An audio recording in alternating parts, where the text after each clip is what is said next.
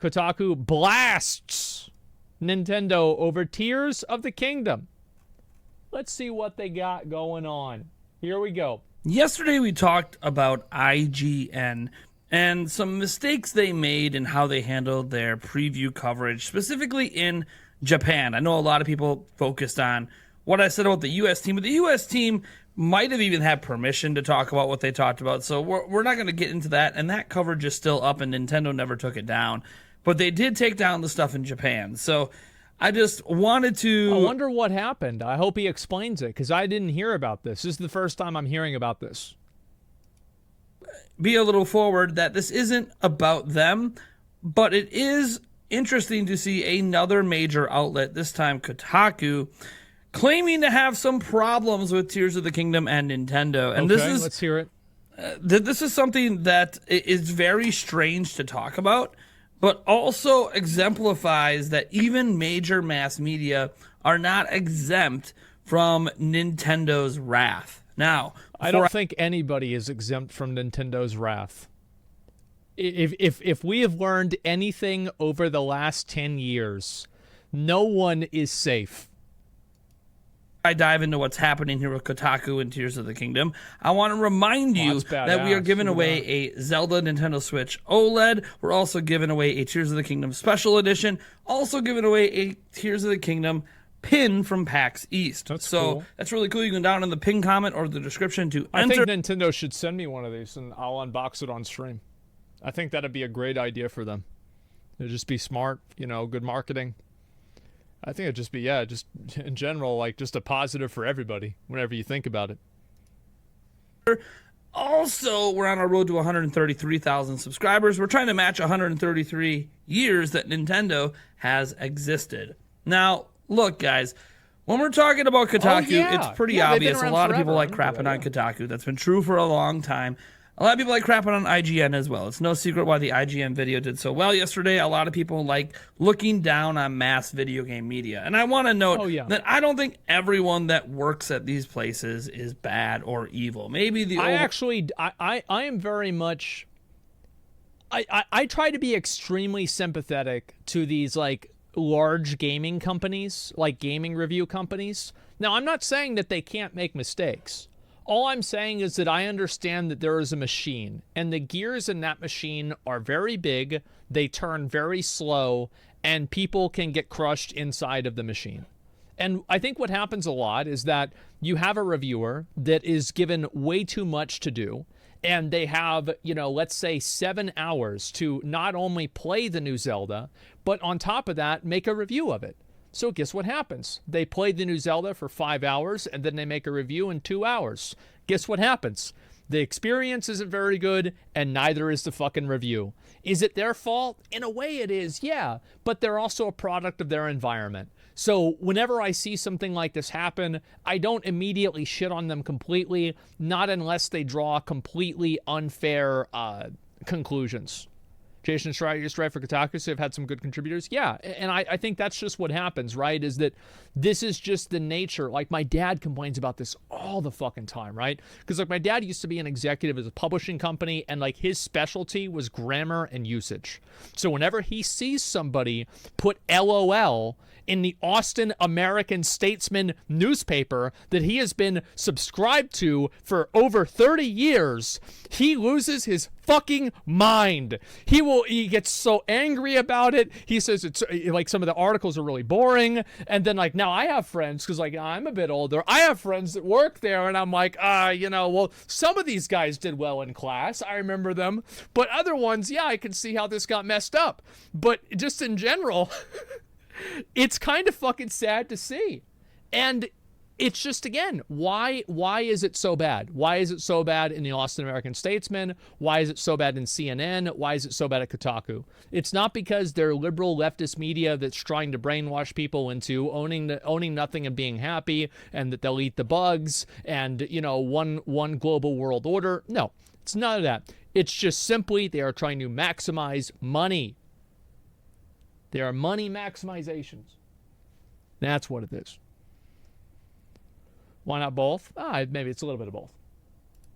Overall corporation, I have no idea. The bugs, but Only individuals at these companies are typically really well written and really well learned and learned, I suppose. And I actually respect a lot of video game journalists. But when mistakes are made, and you need to pay the consequences. And in the case of Kotaku, they made a mistake way back in 2021. And Okay, unfortunately for them, they're paying the price for that mistake, but they seem unwilling to at least admit to it. What's the mistake? So, Kotaku writer Ethan Gatch went out on Twitter to say this yesterday about their coverage of Tears of the Kingdom. It's preview day for Tears of the Kingdom, a huge game I would have loved Kotaku to be able to inform its millions of readers about firsthand. Unfortunately, Nintendo still has it blacklisted from advanced coverage, a move I would argue is both unprofessional and coercive. I think this is a very interesting conversation because there is an element of truth in what he's saying. That it is problematic for brands to simply not give review copies to certain people who give their content unfavorable coverage. I think that at a fundamental level, he's kind of right in some cases, but not in all cases. So I don't think this is something that you can just make a de facto judgment on without seeing the details. It's corrupt. Yes, it can be very corrupt. Of course, missing in here is the context. Exactly, and that's what I'm saying. It's like, again, Ethan, it can be, I think his name is Ethan, right? Can be right, but it doesn't mean he's right in every circumstance where people get blacklisted. Do you hold this stance even if the news source is deceptive? It depends on what you mean by deceptive, how deceptive it is. Was the deceptive arrived at through a goal of clickbaiting? Was it arrived at through a goal of people not... Like, it's so complex. So let's look at this specific circumstance rather than write out rules. Let's look at this specific circumstance. Why Kotaku is blacklisted. Because why would you provide that context if it's going to make your outlet look bad? Sure. Instead, let's talk about how unprofessional and coercive Nintendo is being for blacklisting your outlet and not allowing it to cover Tears of the Kingdom. And I also want people to... I want to say... It's like 3 hits. I also want to say, like... I know people hate Kotaku. So anytime that Kotaku takes an L, it's good. However, let's try to look at this objectively. Well, if you guys remember way back when Metroid Dread launched, they posted an article on their website, posted on October 9th, 2021. The unfortunate part, of course, is that this article has since been edited, but there's a reason it's been edited, so let's go show you the original form of this article. Screenshot. Thanks to the Internet Archive, archive.org, and their Wayback Machine, we're able to get an original capture of this Metroid Dread article. Now, the Metroid Dread article is stated Metroid Dread's already running great on Switch emulators. This came out on October 9th. This is like basically right when Metroid Dread came out. Now, you guys have released play latest franchise in 4K using an emulator? Yep. I can see... Based off of I can see where this is going. Yep. I will also say, while I think Nintendo could have been in the wrong for saddling that guy with debt for the rest of his life, that Bowser guy, I don't know what the odds are, his name is Bowser, I do not think Nintendo is in the wrong for this. I do not think that they are in the wrong. Emulation, I think, is fair game. So far, yes. But in this article, while they're talking about how well the game runs on emulation and all that stuff, it's interesting. So the article starts off by saying, hey, real quick, if you are a Nintendo lawyer or employee, just like, don't read this. It was a silly mistake. Ignore this blog. You can go now. Okay, everyone else. It's almost like It's just like, bro...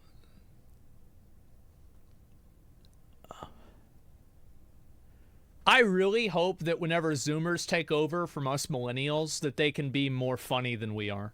Because it's so fucking embarrassing, isn't it? God, I'm so fucking sick of people my age. They're the worst. Yeah, we suck. Exactly. It's so fucking cringe. Holy shit, that's so cringe. Wow. Zoomers are not better? Yeah, well, maybe they'll at least be different, and I'll take that. The writer and the people who approved of this article going live knew that Nintendo wasn't going to like it. Yeah. But it's specifically how they did yeah, this. And that's the thing, right? It's like, you know, I'll draw a very direct parallel to this. Is that, remember whenever I made the video and I was watching that video about the World of Warcraft, like that, the private, like the beta version of the game, like it was like, you know, patch 0.6 or 0.36, something like that. And I said that I would check with Blizzard ahead of time before I published, you know, I played it on my stream, right? I think that's the right thing to do. Like, and it's not about like being a cuck or like listening to the company. It's about trying to have a good professional working relationship that's built off of respect, and it's built off of some degree of like understanding. And I think Kotaku throws that in the garbage whenever they start talking about how to pirate new Nintendo games this early on. It's about respect. Yeah, it's about respect. And also, like, if they asked me not to do it, I'd be like, okay, fine. I wouldn't do it. That's it. It's that simple. Like, for example, Blizzard, one of the community managers that worked at Blizzard at the time, whenever I was doing my death rolls, he messaged me, and he was like, hey, so basically, so we saw you were doing these death rolls on the EU servers, and the crazy thing is that like the EU has like a lot of these like really like weird like gambling laws, and there's like a lot of stuff that you can and can't do on EU, and he's like explaining it to me, and he's not really telling me to do anything, but he's just explaining that there's a lot of laws in the EU. He's like, I just want you to know this. And I'm like, okay, so do you want me to stop doing death rolls on EU? He's like, yes, please. Please stop. And I never did another one again. And that's it, right? And I think that's fair, right? Because it's like, again, like, you know, he just didn't want to get fucked over, right? It makes sense. It's bullshit. Well, complain to EU about it. It's not even their decision. Blizzard still treats you like shit. Blizzard treats me great. I've had great relationships with Blizzard for the last years. Gone are the days of being removed from the BlizzCon stage. I had an interview with Ian. I have positive relationships with multiple Blizzard employees that I interface with regularly. I'm very positive with Blizzard right now. I'm sure whenever Diablo 4 comes out, that will change. They basically promoted piracy day one of Metroid Yeah, Dread. what the Let's fuck, scroll man? down and see what they get into. First off, they start talking about 2 emulators, and they link directly to those emulators. They're saying, via Yuzu open source emulator, you can now play Dread with custom controls and unlimited FPS settings. Some players have reported minor issues with cutscenes and black screens. I mean, come on, man. What is this? That's not piracy? I feel like it's pretty close. But according to Yuzu, this will be fixed by updating to the latest version of their free emulator. And then another popular Switch emulator is Ryujinx. Ryujinx, I don't know how to pronounce it. It's able to run the game at similarly high frame rates, but can also play at a much higher 4K resolution. So it's linking directly to emulators and emulation. So emulator, wait. People say it's not piracy. Okay. So how does an emulator work? Because I've seen emulators, and whenever I've seen these emulators, you download one of them, and it has a list of games that you can play. And you didn't pay for any of those games. So I don't know. It doesn't? Is this an old one? That's not how it works. Okay, can somebody explain how emulators work to me so I'm not wrong? Yeah, please explain how I'm wrong.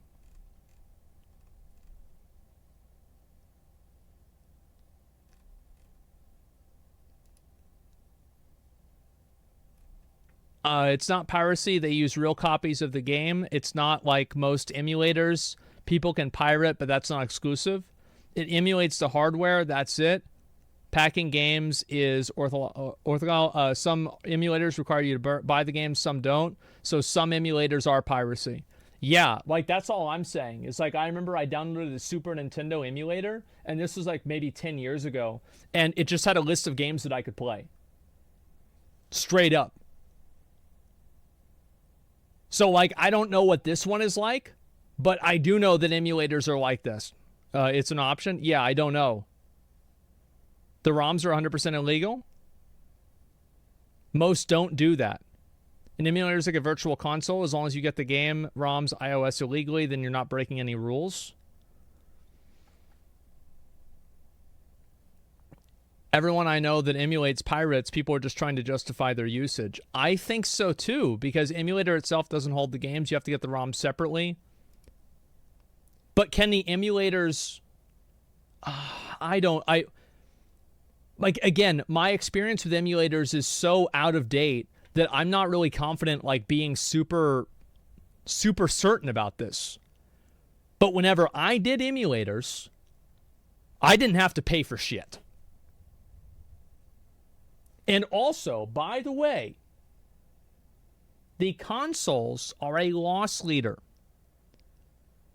Nintendo makes money, actually, I don't know about Nintendo consoles. The other ones are loss leaders. I don't know about Nintendo. But, like, they're not selling a console as well. So it's like when you have the hard copy, you're golden. I mean, I will say this, okay? This is my perspective on emulators. I don't see a problem with emulators as long as you're actually buying the game. Although I am open to an argument that is still problematic because you're not buying the console. But as long as you are buying the game, I don't think it's a big deal. Like, it's like not an ethical problem. It's accurate? Yeah. Is not illegal. So you might go, well, this seems fair game. So what's the problem? Right. Let's get to the bottom of the article. Okay, let's get to it. Now, it talks about how it could run good on your PC, but if your PC sucks, maybe it runs bad.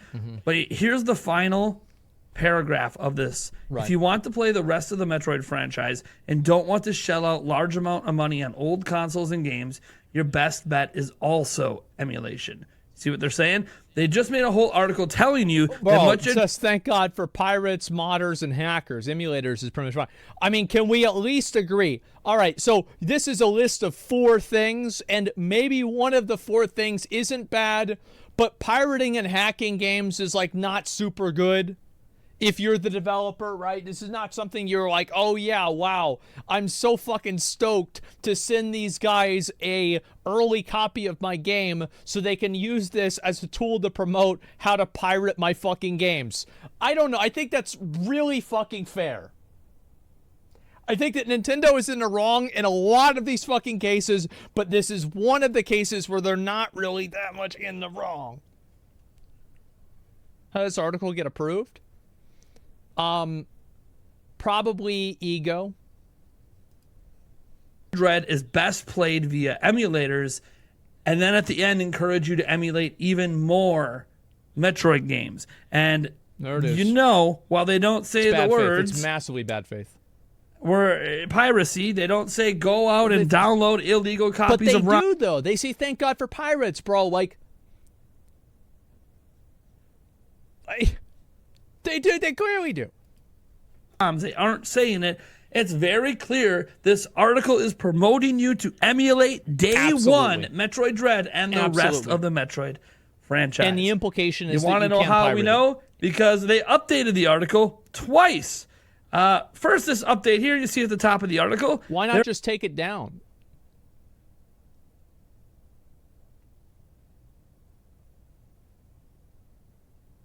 Why not just take the video down? Or take the article down? Nobody's going to look at this shit anymore. Like, ego? Yeah, what the fuck?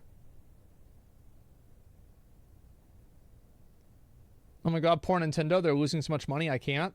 oh my God, poor Kotaku, they're losing so much money, I can't. Let's not.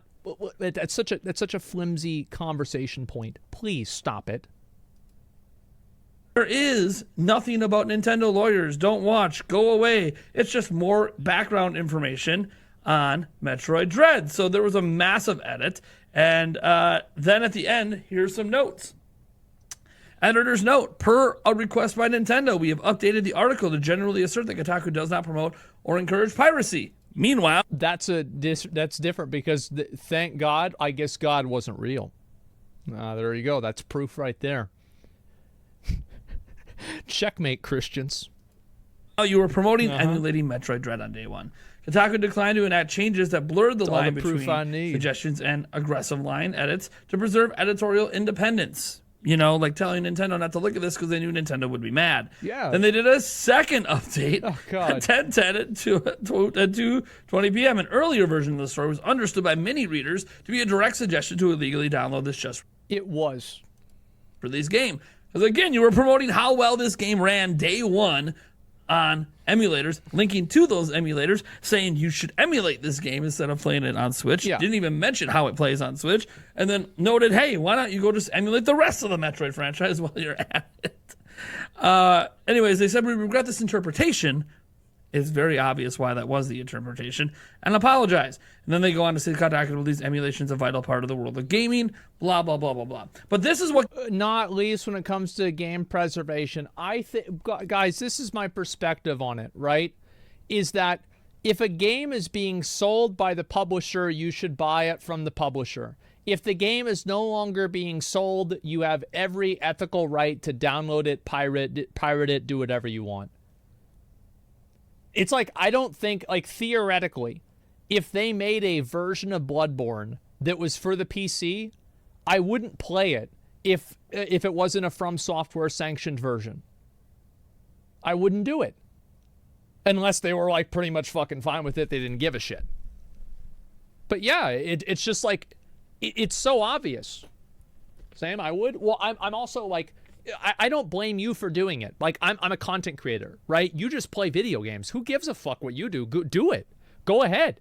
But like, I'm saying as a content creator, I would not promote that. I wouldn't put that out there. That's all I'm trying to say.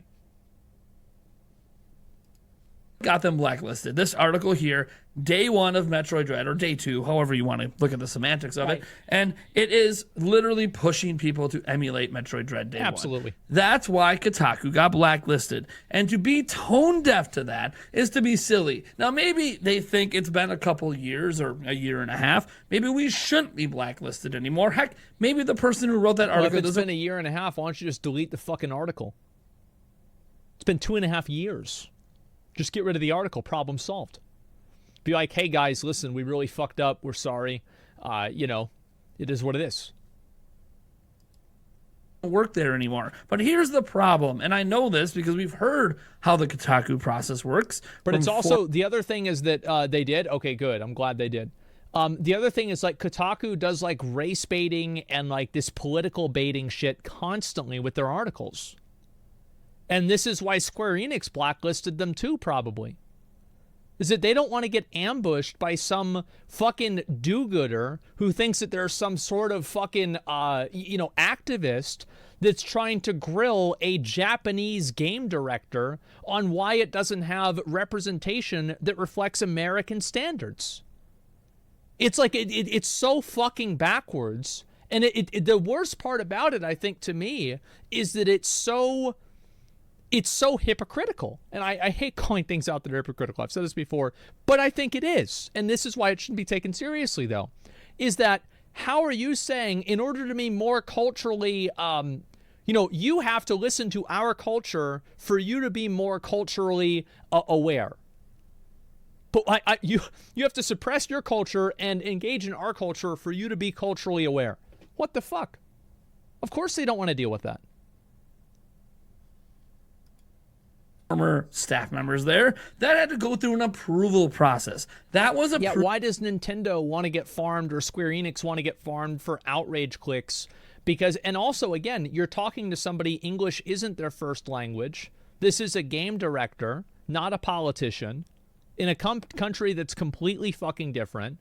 And you know if you say something wrong, they're going to take it and run with it, and it's going to make you look bad.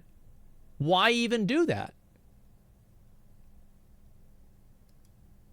Approved by people above the writer to go out to the public as is on the launch of Metroid Dread. Telling Asians that to me white people is in their the problem. Europe It's game? not that they're talking about emulation. They could compare the merits of emulation, but maybe don't promote emulating a just released Nintendo game. Like, what were you thinking? You don't see articles going up talking about emulation. Well, I think it's fair that, like, obviously Nintendo fucked up. Or, sorry, not Nintendo. Kotaku fucked up. I think that you should be able to, at a certain point, live past your fuck-ups. But still, I mean, like, and that's what my point was with, like, talking about, like, the social issues in video games baiting stuff. What the fuck? Like, people don't want to see this.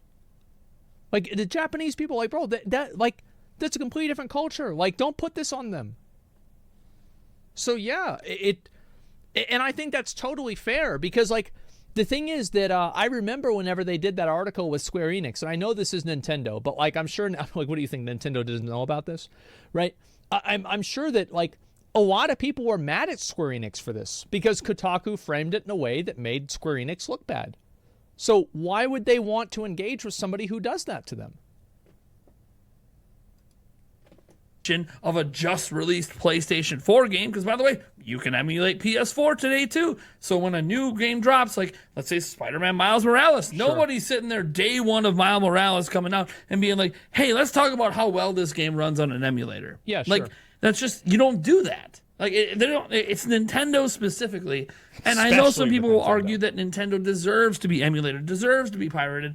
And that's sort of besides the point when it comes to this argument. The point, yeah. This is somebody who helps run Kotaku complaining that Nintendo will no longer give them early access. Yeah, it's like if you fuck with something, they're gonna get. If you fuck with somebody, they're gonna get mad, and they're getting fucked with. Big surprise. The games. Meanwhile, ignoring that they were blacklisted because they were essentially promoting piracy without using the word piracy, right? They were doing everything they could to skirt around the word piracy. Not really piracy. What did you expect? You're not going to get early access while also telling people that day one you should be playing Nintendo's games on emulators. Yeah, we're not talking about Super Nintendo. Happen? Did you think Nintendo was going to be cool about that? Nintendo, after of all people, just a year and a half, was going to get over it and give you direct access to their, most beloved IP coming out this year. Well, just, how would they know that you wouldn't take this opportunity just for clicks to talk about how well Tears... By the way, I want to just say real quick. Most beloved IP coming out. So you can see this battery. I love how they cut away from it right before this thing inevitably fucking crashed back into the lake and just destroyed itself. They cut away. They're like, yeah, it's so cool. It'll fly up in the air. And then, like, you see the battery, like, yeah, just cut away so they don't get to see that part. This year, well, just, how would they know that you wouldn't take this opportunity just for clicks to talk about how well Tears of the Kingdom runs day one via emulation? How do they know they won't give you the copy of the game? You're going to dump it and then just talk about how great it runs on emulation. Sure, what you did isn't illegal, but you think Nintendo wants that article to be there day one? Nintendo's doing Look, obviously, Kotaku made a big mistake when it comes to wanting to maintain good relationships with Nintendo. You can't do what they did in that article and then expect Nintendo to play ball with you. So to call it unprofessional of what Nintendo's doing, I think it's actually unprofessional of Kotaku to expect review copies after promoting emulating Nintendo Switch games day one. Like, that's... I generally believe in, like, a statute of limitations of things, right? It's like people that made mistakes or said something stupid in, like, 2017, like 2020. Like, at a certain point, it's like, okay, let's move past this, right? Especially with, like, a really big organization like Kotaku. Is it really fair to just, like, shut them out completely because of, like, one bad article that they apologize for? Again, I think it kind of sucks. It does. It does kind of suck. Everybody likes shitting on Kotaku. I can totally see why they feel like shit about it. But again, I think that there's more to it than just the one article. That's my opinion. Did they apologize? They did. They did and they did not. Actions of consequences and a story. Well, everything has like I mean, but you can just say that for any consequence of any action. That doesn't necessarily. That's boring. Like what is the right consequence? What is the right action? That's what's more interesting. Like you know, that really. I mean, I don't even know why people would say that. Anyway, I can definitely see where Kotaku's coming from, but I can also definitely see where Nintendo is coming from. Absolutely. Just be honest. That's unprofessional. If you're going to promote that, fine. Nintendo didn't legally go after you. You are allowed to do that. Also, when you do that, that doesn't guarantee you're going to keep getting Nintendo games. It's unprofessional to expect Nintendo games after doing that. Also, coercive? Coercive? How is it coercive what Nintendo's doing? By not giving... It's coercive at a fundamental level that denying issues to people based off of certain things could be coercive, but it's not coercive in this example. No, it's not. You access to the game, you're saying that Nintendo wants to control your publication's ability to post what they want? Well, how about not promoting pirating Nintendo games day one? How coercive is that? Is Nintendo supposed to support something they've actively, we know, are against? They're not going to do that. So if IGN was so bold as to post an article about pirating, linking to emulators, and talking about how great Tears of the Kingdom runs via emulation day one the game comes out, you think Nintendo wouldn't cut off IGN? They might forgive IGN for leaking some play demo test information out there sooner than Nintendo wanted it out there. But they're not going to forgive IGN for promoting, emulating a Nintendo game day one. So yeah, sure. I'm just throwing out there that Kotaku, you did an oopsie a year and a half ago. Maybe swallow your pride and eat the mistake. Stop calling out Nintendo and saying they're being unprofessional and coercive over this. To be fair, it was just one individual speaking on their private account, giving their personal opinion. They're not really speaking for Kotaku. I think there's a lot of people that probably work at Kotaku that understand that and they get it, but there's just people that speak out and they have an opinion on it, right? Sure. I mean, it's not like Kotaku made this statement.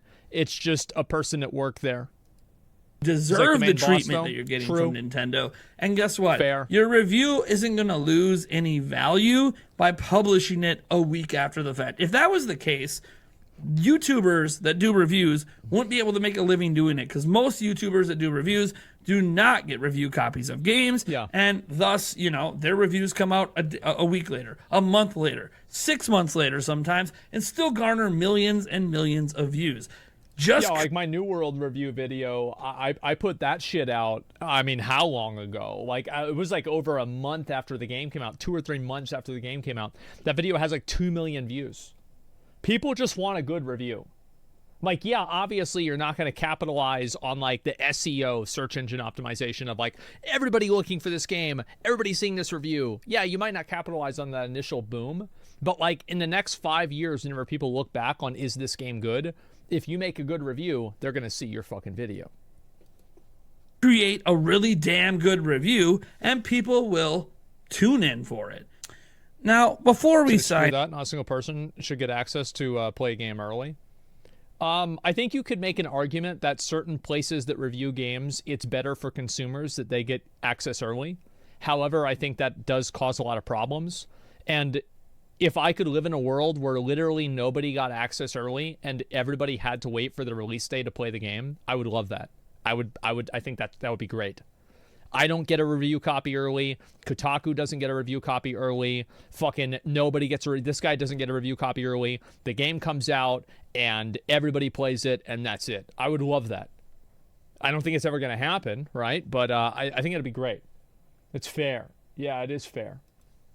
Out. I want to give some thoughts here on how we handle coverage of certain things here at Nintendo Prime. And this is so awkward because like I'm trying to match him talking with this guy's mouth. This is talk about titles and thumbnails and all that kind of stuff. I want to address the IGN video that we made yesterday where we called out IGN for posting things they weren't supposed to post because they were under NDA, which is a legal binding agreement to not post these things. And then they still put them up there. Obviously, they took down the video, they edited it out, they re-uploaded the video. And I'm sure at this point, Nintendo's just kind of washing their hands of what. Yeah, it's just a fuck up. Like, mistakes happen, right? I'm sure this has happened before. I don't think that breaking NDA, it's like, listen, if this happens all the time, it's a huge issue. But, okay, yeah, they broke NDA, they made a mistake, it is what it is. Sure. What was leaked. I've seen other people on YouTube literally put the images and the direct video feed in their videos without blurring anything and not get dinged from Nintendo. So I think they're sort of letting it go because they know, hey, all of us have access to this because of something IGN did. They know the source of this. It isn't like they're chasing us down to strike us like they are with some of the commercial leaks and stuff where they might not know where it came from. But in that video, I also discussed what the leaks were, right? I had the leaked footage in there. I blurred everything. I made one little mistake in blurring stuff. I forgot to blur something around like the 5-minute mark or whatever. I ended up telling YouTube just to like trim that 4-second It's really great. YouTube has that feature now. Out. And it did. It took YouTube like 45 minutes to process that. So I did make a mistake there, not blurring out that part. But people were more mad that I even discussed what the leaks were because they said you're being as bad as IGN. And to that, I just have to say, no. I am not another NDA. I was not invited to play this game early. I am just a reporter. I am a YouTuber. I am just a person discussing information that's already public. I think also, like, there's just it's so obvious whenever somebody is like taking a leak from somebody else and just like trying to blow it up.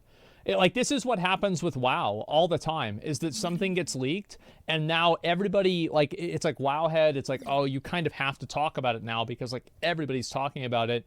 Like, everybody's going to ask about it, right? There's a certain point where leaks become just, it is what it is. That information be public?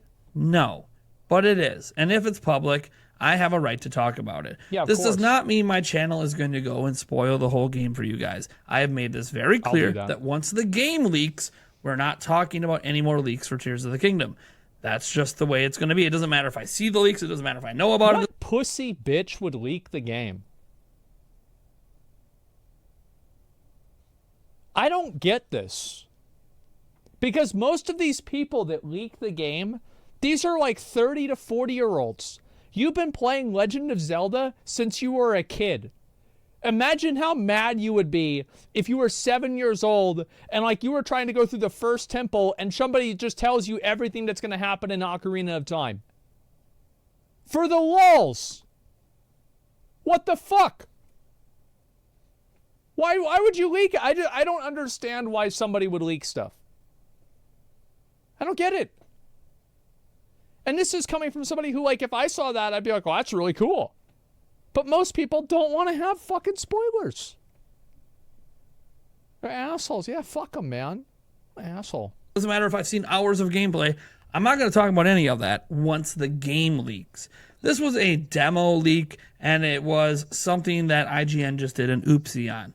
I do still stand by the fact that IGN should not have leaked that information out there, and Nintendo probably should have some sort of punishment for them, although I don't think Nintendo will. I also have found out... I think it's a matter of, like, this is what I always say, right? 1 point doesn't do anything, but multiple points make a line.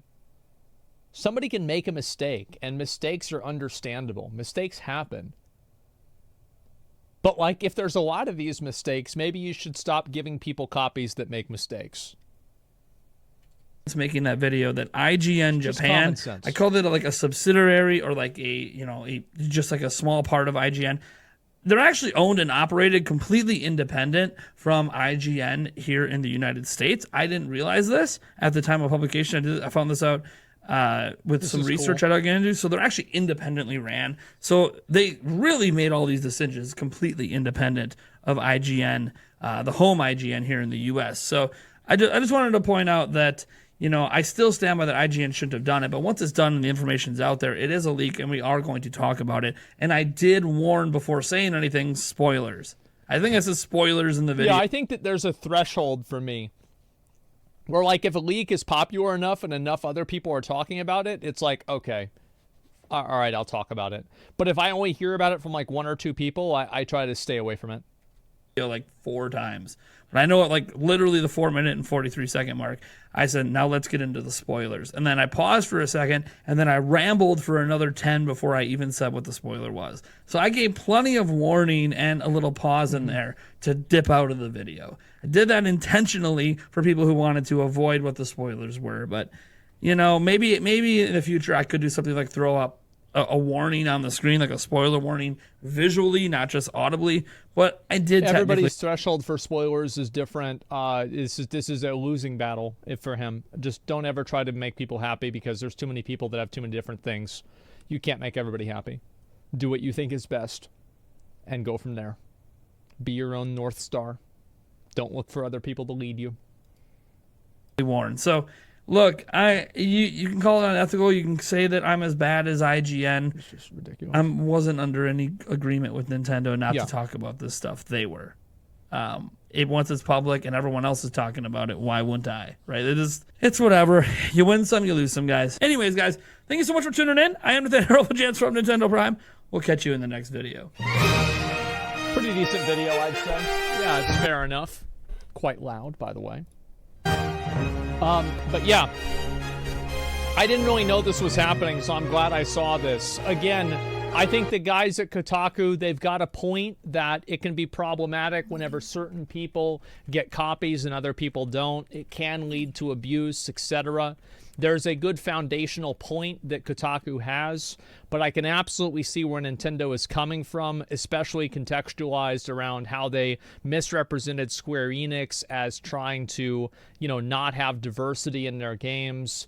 You're going to see more and more of these companies that are going to be moving away from giving these mainstream publications news and giving them information and, extra better treatment, whenever these publications just turn around and use that treatment as a tool to make themselves money at the expense of the company. And I think that it's not like they said the game was bad. It's not like they said anything like that. And it's not even like they said they made like a point of it. They made a whole issue of this with Final Fantasy 16.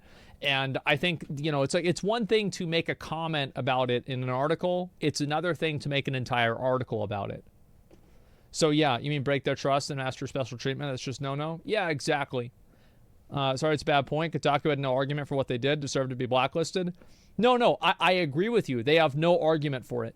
You are totally right. There is no justification, no argument, no reason that Nintendo should not be pissed. All I'm saying is that I believe in the simple level of like a statute of limitations, right?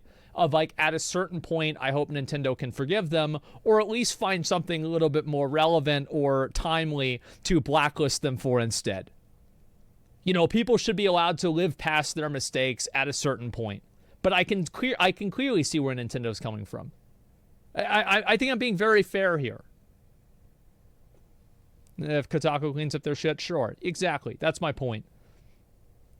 New trade post WowMount on WoW? Not yet. Not yet. Japanese companies usually don't forget grudges for a long time. Well, it's not good for Kotaku. Yeah, I totally get that. And let's see here. There's no path back. There's no incentive to improve. Well, clearly there is. Kotaku would want to get early copies so they can get more coverage of a game and make more money. And Nintendo might also want to do that so they can get more people talking about their game and making content about it. It is a symbiotic relationship. Absolutely. Let's see here. Review copies are meant to be mutually beneficial agreement. Yeah, exactly.